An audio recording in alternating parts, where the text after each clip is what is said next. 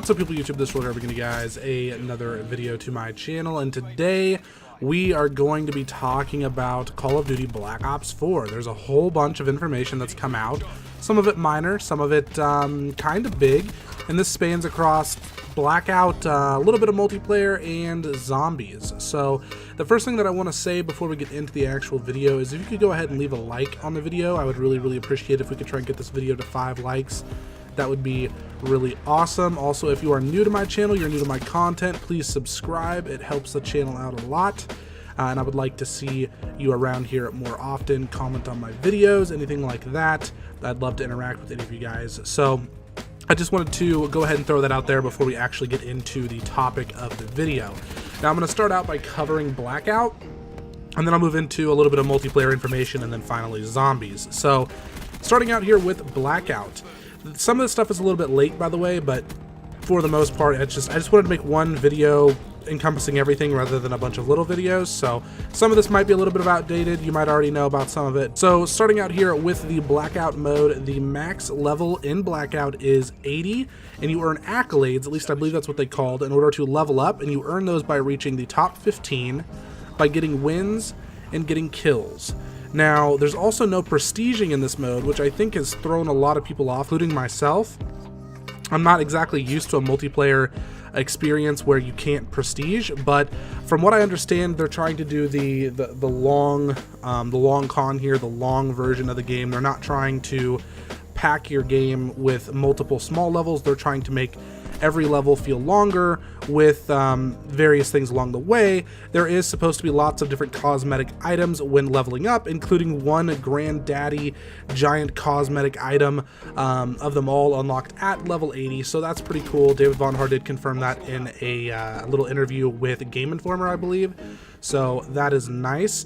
There are 175 events that are greenlit for Blackout. So 175 events that are good to go. That is a lot of events for Blackout, and I'm very excited. He even said that there was more on the way. So they are considering adding in some water additions to the map over where there was a bunch of empty space in the water.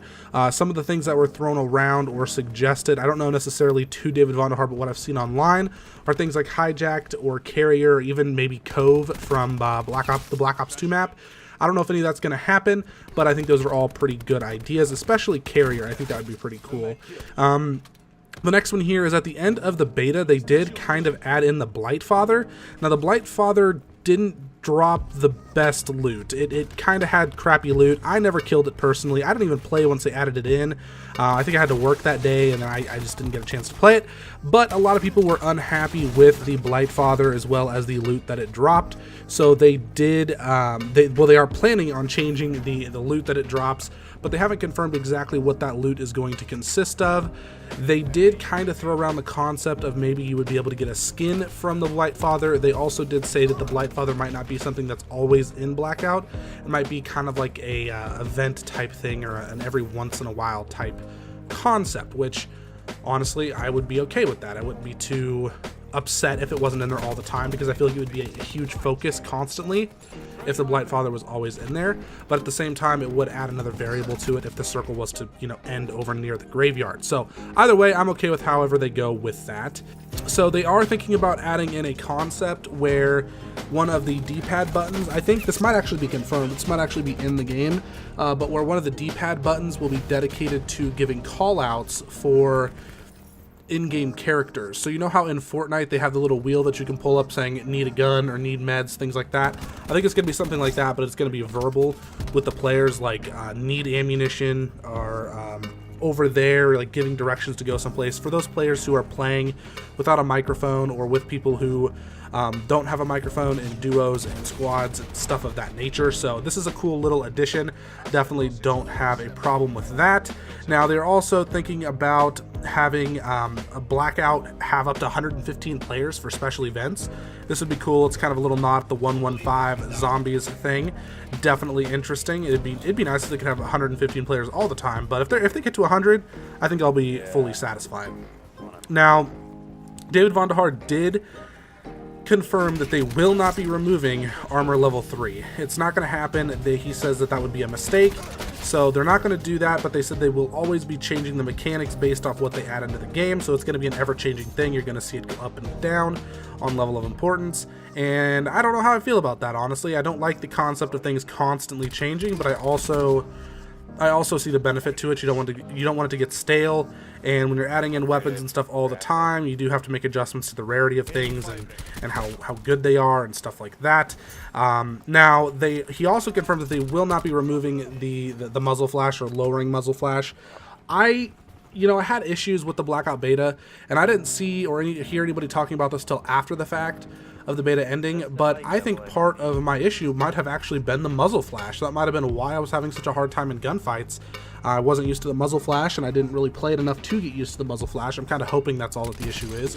But apparently there were a lot of players that did not want the muzzle flash in there, and David Vonderhaar confirmed that that's not happening. They're not lowering that. They are not removing that in any shape, way, or form. So that's just going to be something that we have to deal with. Now, he also said that they have hopes to have custom games for Blackout. I would imagine at some point this will have to be there. I'm sure that there's going to be a competitive season and a competitive rule set for Blackout later on as time goes. So I'm not really concerned about that. I'm pretty sure that there's going to be custom games. It's just not going to be there at launch. I wouldn't expect it until probably like January-ish is when I would expect to see something like that drop. Once it's been around for a while, people have played it. I mean, because it will have been, by the time January gets here, we will have played it for at least 2 full months, potentially going into a third month roughly. So we're just gonna have to wait and see how all that goes. Now let's kind of get into the multiplayer side of things. The first thing here is that the mystery box editions of the game have been spotted out in the wild. So there are people out there who have taken pictures of the mystery box edition of the game, have posted it online. I saw the picture myself, and there isn't a whole lot of information you can get from it. It's kind of a blurry picture, but this is good to know because that means that the game is gold. That means that they are packaged, they are being shipped out. That means that people are going to be releasing things about this game and spoilers and stuff like that on the internet over the course of the next couple of weeks leading up to release. So if that's something you guys really don't want to see, I would advise you to either stay off the internet or avoid places where you're going to see that kind of information, such as Reddit, Twitter, and maybe some YouTube channels. But that's what I would recommend. Now, on this box, the one piece of information we were able to get out of it was the fact that players are going to be getting 2,400 COD points from this edition of the game. From what I remember, people were kind of skeptical on the fact of whether or not we were going to be getting the COD points from the digital versions of the game. So like, the digital versions were set up to have a lot of COD points. The physical copies were kind of getting screwed over on COD points, and this was looked at as a transition of, we're trying to get everybody to go digital so we don't have to worry about people reselling our games over and over again to where they have to go and buy the actual game rather than buying it from a third party. That's kind of the route that I thought this was going down. It seems like an Activision thing, but it looks like we are actually going to be getting the same amount of COD points as the digital versions of the game, which is a nice little thing to have. Now, it's also been figured out, not for the mystery box version of the game, it was too blurry, but elsewhere, that the install file size is 42.6 gigabytes. That sits right around the other Call of Duties, I believe. Maybe just a little bit higher, or no, it might be a little bit lower actually than previous Call of Duty titles, but you have to think they don't have an entire campaign to create graphics for and everything else. So that's probably a huge chunk of why it's not at where it was at previously, but close considering they have Blackout in there. So, so far we do have 9 brand new maps. I think we played 6 of them. We've seen one other at Gamescom, I believe, and then we have 2 that was in the trailer the other day that we haven't actually seen yet. So we know of 9 of the new maps, and I have a feeling that we don't know of all of the actual in-game maps yet. I'm willing to bet that there might be 1 or 2 more in there that we don't know about. There are also 4 remastered maps, not reimagined, remastered, remaked. They are the exact same. We have Slums, Jungle, Summit, and Firing Range. I don't know what it is about these maps. It makes me so excited to know that these maps are in the game. Now, we knew this back in June during E3, but it makes me so happy to know that these maps are going to be in the game because they are just some of the best. Now, I'm typically not a huge fan of remaking the same maps over and over and over again. I'm pretty sure they've made 2 remakes of reimagines of Firing Range and one of Summit being in Black Ops 3. So I was a little bit kind of like, we just did this, but I played them on Black Ops 3, and I have to say they feel so good on a modern Call of Duty. So I'm very, very excited for these maps to be in the game, and considering the fact that there's 4 of them, out of the, this would put us at 13 maps at launch as of right now. I would assume there's 1 or 2 more that we don't know about, but 13 maps. 4 of those 13 are maps that are classics that I think almost anybody's gonna like in Call of Duty. That guarantees 4 maps that we're gonna like. That guarantees 4 maps that we know by heart, and that's a really good feeling. Then also there's gonna be Nuketown that releases in November, so they didn't say how far into November. I'm gonna assume, you know, early to mid-November we'd probably get Nuketown. I think they're gonna be kind of in a hurry to push that out, considering the fact that it's freaking Nuketown. And Nuketown is just a staple in the Blackout series, Black Ops series. Look at me screwing things up over here. But that's what I would expect, and I mean, that puts us at 14 maps as of November. Now, if we compare that to Call of Duty World War II, I don't want to go off on a tangent here, they launched with 9 maps, and if I'm being completely honest, this isn't... If there aren't a couple other additional maps in the game, I'm going to be a little bit disappointed. If there aren't at least 1 to 2 more maps in the game that we don't know about, I'm going to be a little salty because we have remakes that don't really count to me as a new experience. And we are basically getting 9 new maps, just like with World War II, but they're, you know, kind of covering it up by doing these remakes of the other maps, as well as Nuketown being thrown in there, which still makes it better, and I'm okay with that in the long run. But I'd prefer if they were able to get 1 to 2 more original maps in there, because if we go back and look at Call of Duty history, every Call of Duty has had at least, I believe, 13. I think Black Ops 3 had 13. Black Ops 2, I believe, had 13. MW3 had 16. Modern Warfare 2 had 16. We need, if we're going to launch with 14 maps as of November, and 5 of them are going to be remakes, you know, with it being Nuketown, and the other 4 that I listed earlier, the other 9 being new, it will work out. I think it will be fine, especially considering the people are going to be playing Blackout, and there's going to be a lot of content there. But I still think that it's something that they need to look into. I think that having an extra map or 2 would be ideal. Obviously, like I said earlier, the game is gold, so the odds of that being the case, of them just adding maps in, is not likely, but I would not be surprised if we did get some free maps like we did in World War II, you know, going into events and things like that, because I'm pretty sure they already confirmed that they are going to be doing events, so that's a good thing for the future. Okay, so we are just about done here. I do have a lot of information from zombies. I'm not traditionally a zombies YouTuber or anything like that, but I do like zombies. I do play it a little bit here and there, so I do feel like I should cover this, and I feel like some people on my channel might find this interesting. So first up here, the classified loading screen, so this is for the classified map, is set to be Samantha Maxis. Now, I'm gonna actually, before I get into all this, I'm gonna let you know where this information comes from. It comes from somebody from Reddit who has leaked previous information about the game that has been 100% accurate. So while this is a leak and you should take it with a grain of salt, it's very, very likely that this stuff in this is true, or at least very, very close to being true. So at least me personally, I'm gonna be running with it pretty much. Some of these things in this I'm not too fond about, by the way, but we're going to move forward. The layout of Classified is similar to that of 5, however there are multiple new and updated rooms, as well as an entirely new Pack-a-Punch area. In the spawn, nearby is the first new room where a teleporter and the first perk machine can be found. There's increased debris, which I can only assume means either there's more stuff cluttered around or there's, you know, more walls to get through. In the war room, there are new wall-by weapons. Second perk machine, a large globe with red shining lights can be found on the ceiling, an area which is locked via a keypad and requires code for entry.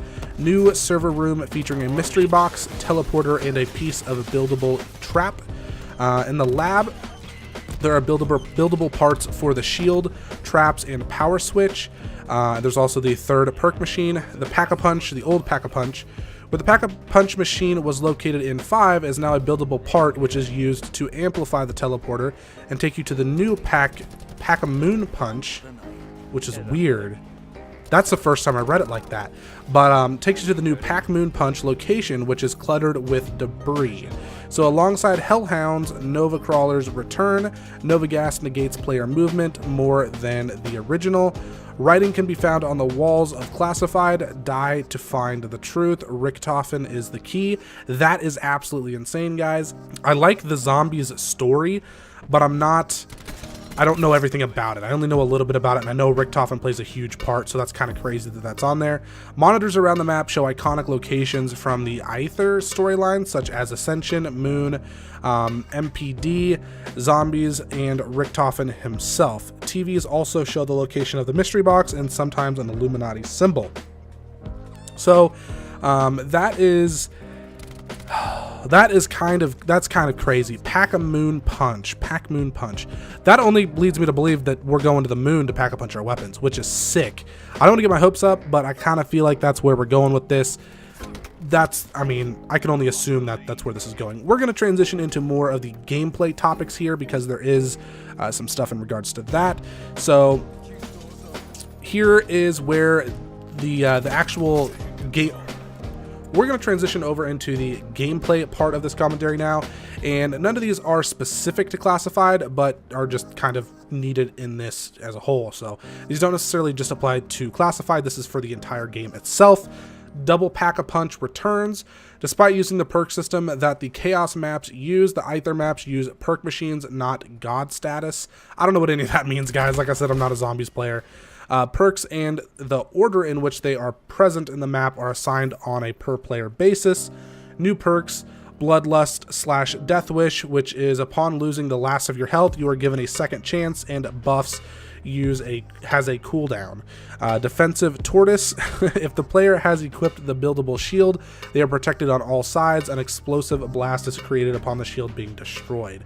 Stronghold creates a defensive zone around the player while shooting. Widow's Wail, similar to Widow's Wine, taking damage activates a defensive explosion which freezes zombies 2 charges before cooldown. Perception, see zombies through walls and receive an indicator on screen when a zombie is approaching from another direction. PhD Slider, this really isn't needed to be explained, must be charged by sliding before it can be used. Bandolier, carry more reserve ammo, that is going to be insane. Time Slip, decreased cooldown time on equipment, perks, and teleporters. New Elixir, so this is the Gobblegum replacement. Once again, don't know a whole lot about this, but I'm going to run through this for the people who care. One is just unknown at this point. Teleport to a downed teammate. Control Z, nearby zombies become allies and attack hostile zombies. Another one that's unknown, drop points for teammates to pick up. Talisman modifiers, I believe these have something to do with like some sort of modifications to the game in regards to what Jason Blundell was speaking about, like mutations or something along those lines. I saw it in a different video, but start with certain perks, never lose the perk equipped in the X slot, mystery box guarantees, that's crazy, and then 30 plus more. So that's going to be cool. I'm kind of interested to see what all that's about. Now we have some new special weapons, the Katana DG-5, don't know what that is, Flamethrower, and Death Machine. Increase in strength as zombies are killed using them. Special weapons are used to grant the player armor. The Juggernog perk is seemingly removed. This is the part where I get a little bit salty. I don't agree with that. I hope that Juggernog hasn't been removed. I think it is a very crucial part of the game, but I think part of the reason it may have been removed is because I don't know if they're going over to a self-heal mechanic in zombies. You might have to self-heal in zombies just like you have to do in multiplayer, and if that's the case, I think that can be a really good thing for zombies. Being able to control when you heal yourself, I think would be nice. Operator mods from multiplayer are usable in zombies, so there's going to be a lot of really good perk options for weapons in zombies. So like the Cordite chain belt fed weapon attachment thing is going to be insane. The Spitfire, which has ridiculous fire rate. There's a couple more that turn some guns into like fully automatic weapons. Some weapons that are instant headshot kills. I think stuff like that's going to be pretty crazy, and I'm excited to see that in the game. Throwable equipment consists of grenade, Semtex, Molotov, acid grenade, fire grenade, deployable turret, and more. So it looks like we're getting a lot of things on that area. And so that's pretty much it in regards to the changes and the information for the zombies mode. And I want to know what you guys think down below in the comment section of this. Are you excited for these changes? Do you think that they're the right move? Do you think that they're heading in the right direction? Anyways, guys, I hope you enjoyed the video. Please go ahead and leave a comment and subscribe.